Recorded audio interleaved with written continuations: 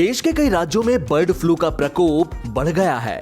केंद्र सरकार का कहना है कि उत्तर प्रदेश में बर्ड फ्लू या एवियन इन्फ्लुएंजा के प्रकोप की पुष्टि होने के साथ ही इससे प्रभावित राज्यों की कुल संख्या बढ़कर 7 हो गई है। देश में अब तक 1200 पक्षियों की मौत हो चुकी है।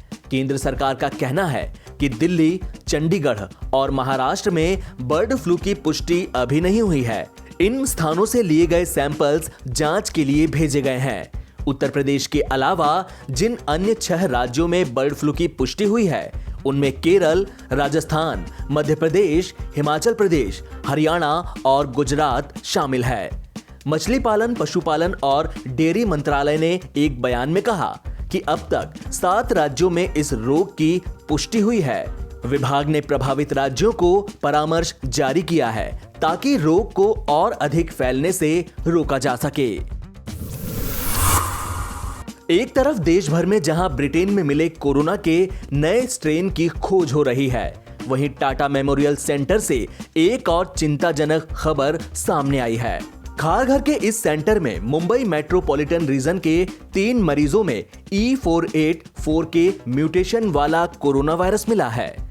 जानकार इसे साउथ अफ्रीका के कोरोना स्ट्रेन से जोड़कर देख रहे हैं।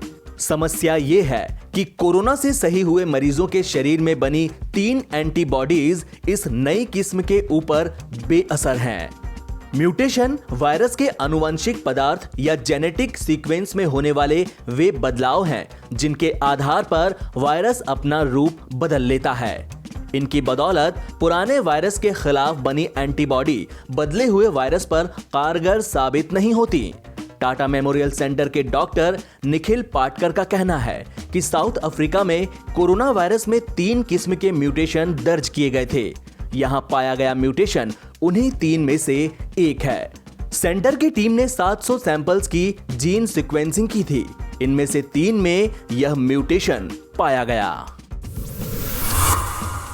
पश्चिम बंगाल की मुख्यमंत्री ममता बनर्जी ने रविवार को ऐलान किया कि उनकी सरकार राज्य की जनता को फ्री में कोरोना वैक्सीन मुहैया कराएगी। हाल ही में केंद्र सरकार ने देश भर में 16 जनवरी से कोरोना वैक्सीन लगाने की घोषणा की थी। ममता सरकार के इस फैसले को राज्य विधानसभा के चुनावों से जोड़कर देखा जा रहा है। संभव है कि अगले गुरुवार से बंगाल में कोविड वैक्सीनेशन की शुरुआत हो जाएगी। राज्य के स्वास्थ्य विभाग ने इसकी जानकारी दी।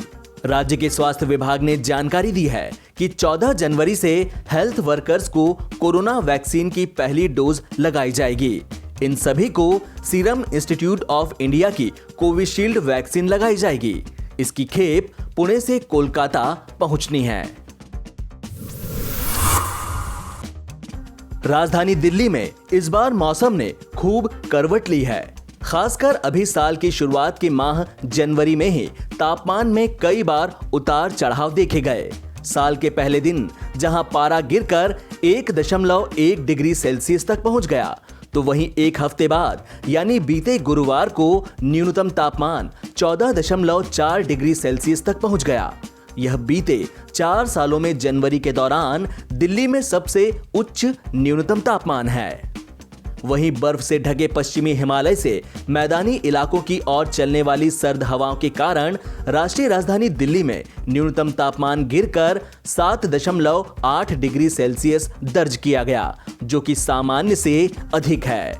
मौसम विभाग के एक अधिकारी ने बताया कि 14 जनवरी तक पारे में 5 से 6 डिग्री सेल्सियस तक की गिरावट हो सकती है। भारत में कोरोना वायरस संक्रमण के 18,645 नए मामले सामने आने के बाद देश में अब तक संक्रमित हुए कुल लोगों की संख्या बढ़कर 1,04,50,284 हो गई, जिनमें से 1,75,950 लोग फिलहाल रिकवर हो चुके हैं। देश में पिछले 24 घंटों में 201 लोगों की मौत होने से संक्रमण से मरने वालों की संख्या बढ़कर 1,50,999 हो गई। देश में रिकवर होने वाले कुल लोगों की संख्या 1,75,950 हो गई, जिससे देश में कोरोना से रिकवरी रेट बढ़कर 96.42% हो गया। इसके साथ ही संक्रमण से मृत्यु दर घटकर 1.44% रह गई।